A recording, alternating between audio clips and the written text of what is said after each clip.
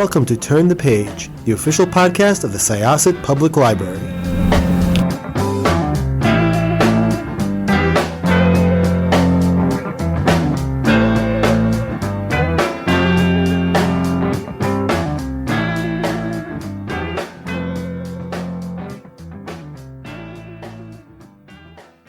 Welcome to Syosset Library's Turn the Page podcast. I am your host, Jessica, and I'm actually very excited today because we don't do enough picture books here on the podcast. And one came across our way and it seemed super fun, and it is. So I'm really excited to welcome the author of this book. Natasha, why don't you tell us a little bit about yourself and about the book that we'll be talking about today? Yeah, for sure. So thank you so much, Jessica. I am thrilled to be here and talking with you. I'm actually talking to you from my treehouse, which is my writing studio. So that's super fun. That's the Um, coolest thing I've ever heard. I want a treehouse as an I know. adult. I want a treehouse, and it's very sad to me that it's like a dream that you're supposed to give up when you're a kid, right? Exactly. Exactly. This is like where all the fun happens, where the inspiration, these walls are soaked in play because my kids used to play in here for hours and hours at the time, making up stories with dolls. And so I'm like, ooh, stories are up in the treehouse. Let me go access that.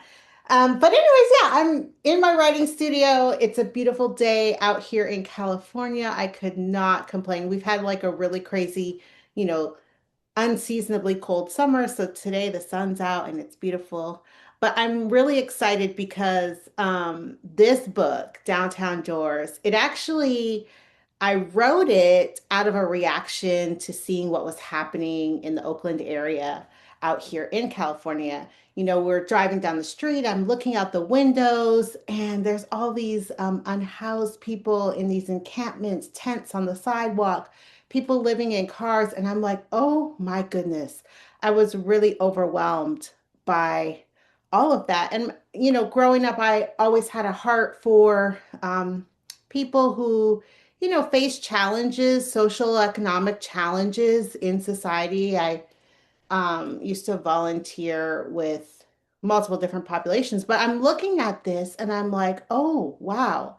If I am feeling this dysregulated, seeing this, how are kids interpreting this? What are they thinking as they look out their windows and are having this experience that we really don't talk about enough in society? So I decided to write a book that dealt with one child's perspective on how he internalizes community and people and what he does in his own little way to help address this big social issue. That is actually amazing because I was going to ask you, first of all, you could talk about just doors in general and why doors specifically is the catalyst for at least when you read the book, you're like, oh, downtown doors. But when, as you're reading it, you do get that sense. The child is commenting on the doors. But there's other things too. And it actually reminds me, a few weeks ago, we took our own kids into Manhattan, which they don't go into a lot because they're little, but we took them to see Weird Al Yankovic in concert, which was great. But, we went out for dinner and they're not used to seeing, a lot of unhoused people. We live in the suburbs. That exists, but it's a very different existence than it is in the city. And they had a lot of questions. So, it is a very interesting way to write a book about community and also draw attention there. I'm curious because, the book itself is just so vibrant with color and there is so much community in it. How closely did you work with the illustrator? Yeah, so I was very, very lucky to be able to have what Waterbrook calls a creative call at the beginning of the process of us, coming together and working with each other on this book. And I was just able to share my heart for why I wrote the book and give her a, an idea. And I, before we even found the illustrator, I said to my editor, I would love to have somebody illustrate this who could do this in more of a collage style because, when you're talking about people and cities and these big problems, there aren't those like clear, defined, real, you know, okay, so when you look at a picture book, you can have like art that's very specific and exact. And I tend to think those styles work better for topics that are, pretty universally accepted and we understand what the parameters are. But when you have something like this where, sometimes there's frayed edges in communities, sometimes paper is ripped a little bit, and sometimes you don't have those nice defined edges on things. I wanted somebody who could do collage art that just gave us a feel that this was a little bit more of a fluid situation. And so we were so fortunate to get to work with Leah. And she and I got to speak, and I was able to share some of that with her. And then the biggest treasure that I got is I was given permission to go around the city of Oakland and places that were very important to me and take pictures, get like pictures of like some of the landmarks and some of the style of how we have doors. What do I mean when I say doors up top, doors down below? What does all that mean? And so I was able to do that and then send her the photos so she could kind of get some inspiration from that. So very, very lucky, and she did an outstanding job. Yeah, for sure. I can't say enough about it to the point that like, when I'm reading it and, as I'm talking to you, I still have to do double takes to be like, was this illustrated by the author? And it's great to have that collaboration because I know traditionally in children's picture book literature, you don't meet the person, or there's really the cohesiveness was in the past at least was not really there, nor was it encouraged unless it's somebody who's doing their own art. So it's nice to see that, and it's nice and refreshing to kind of get both the sense of what the book is about so well through the pictures and the text. And, I'm just looking at one picture here, and, there's a gentleman who's using a walker and somebody's helping him. And, the child is looking at doors that, they walk faster past the doors with friendly signs and not so friendly signs. It's really nice to have that language, but to have something that just feels appropriate for a child, but also explains what's going on. For sure, for sure. And I will say this too, like I did have a couple art notes in my manuscript, and I am actually not a super huge fan of author turned art director. Like, I'm not advocating for that at all because I don't have that expertise. I feel like what was beautiful is she did take this and make it her own. I wasn't standing over her being like, oh, you have to do it like this. I had some ideas and she took some of them and then she did her own thing with others, which I think that's where the beauty actually lies because she gets to be the expert in what she knows, and I get to just like sit back and reap the benefits of her awesome talent. And so I really was able to just share my heart on what I was like hoping it would, look like in terms of like the feel, but not like picture direction, other than here's some great landmarks. And some of them, honestly, she we put names in some of the places that are actual literal places in Oakland, but they don't look like that. And I feel like that is amazing. That's awesome because she then gets to interpret things the way that makes sense to her. So I'm a big proponent of, being able to get together and share your heart, but I'm not like sometimes authors will be like, oh, well, that's not how I envisioned it. Girl, good, because it's probably better than what you thought because you're not an artist. Like, you know what I mean? Like, I just get to benefit from it.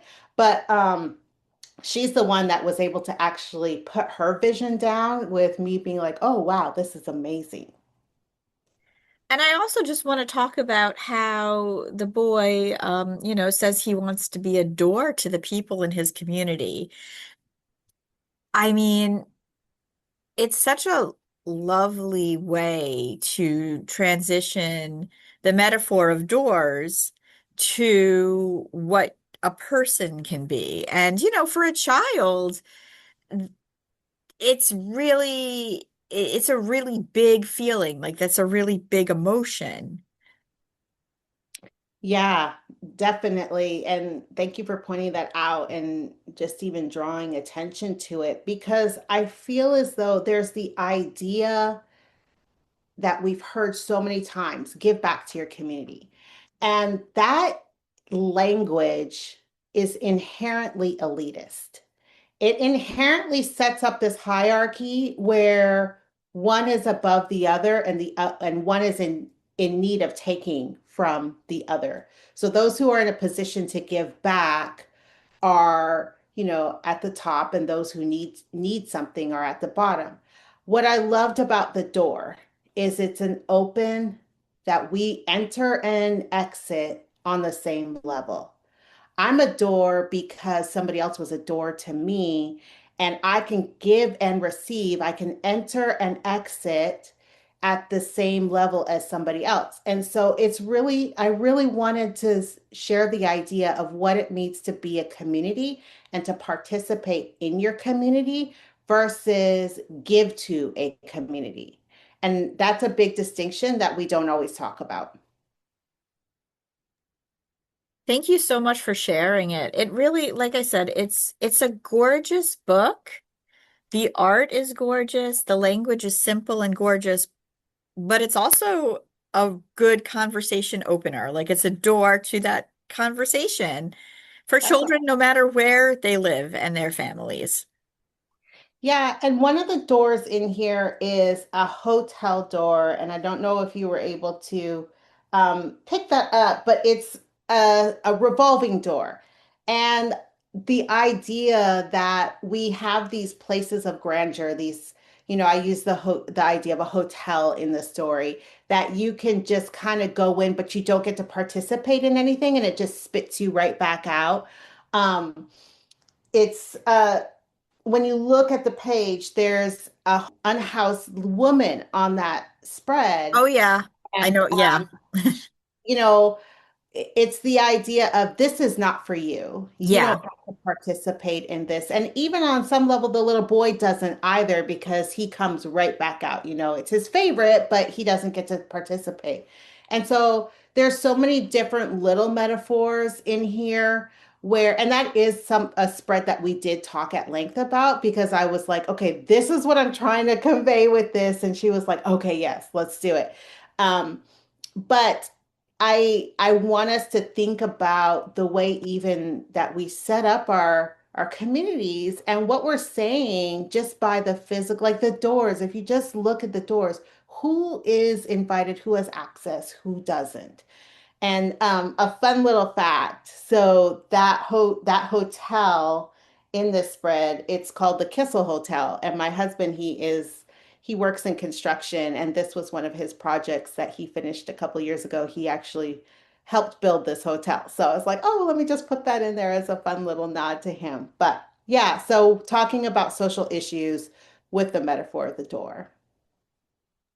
Thank you so much. And yeah, I definitely picked up on that page as well.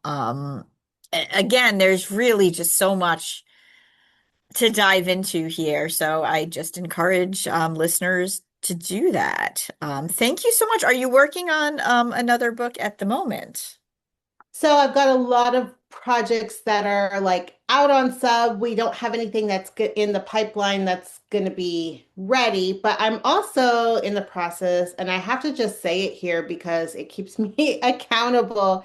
I'm in the process of trying to write a middle grade novel, which is very different than a picture book. Like I'm just like, oh, I have more than 500 words that I can use for this novel. So it's been a huge learning curve, but I keep talking about it so that, I have to actually do it. So I'm trying to write this novel, very excited about that, leaning on industry experts for help with that. But yes, hopefully I will have news soon of something else that's been picked up. But at this point, this is what I have going on. Thank you so much. Once again, this was Jessica with Syosset Libraries Turn the Page podcast. Our guest was, Natasha Tripplett. and we are going to close this chapter. It's time to close this chapter of Turn the Page. Join us for the next episode.